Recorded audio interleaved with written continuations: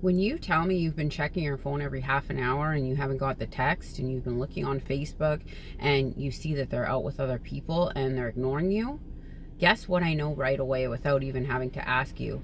You are not embodying a person who's chosen, who's prioritized, who's loved. You know why? I tell you the guys this all the time. When you're taking actions, ask yourself, am I being that person that I've declared myself to be? Would a chosen person be checking Facebook, stalking someone? I hate the word stalking, but you know what I'm saying? Making up stories about what somebody's doing. They wouldn't have time to worry about that because they'd be being chosen.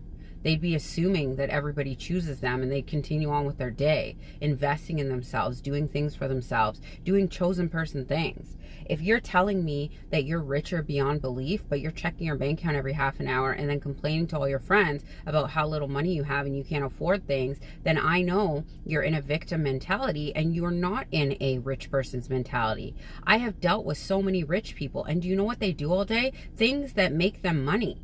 Things that they want to do to invest their time appropriately to match up with the version of them that is rich. They invest money. They look at the stock exchange. They do things that they know is going to make them money on autopilot. And they don't talk about money, generally speaking, because they know they have it. You don't have to copy that regime. I'm saying to you, if you are approaching any scenario through a mentality that you don't have something, you are going to reproduce that being of not having something.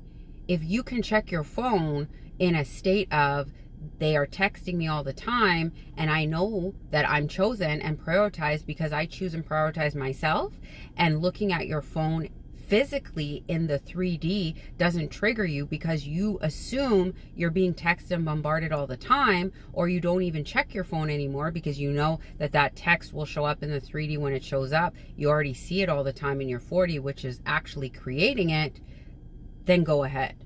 But if you are checking your phone, crossing your fingers, hoping a text will pop up or your bank account will magically assume the $10,000 is in there, but up here you're telling yourself how poor you are or how you never have money, then don't be surprised when your bank account reflects what you're actually thinking and believing in.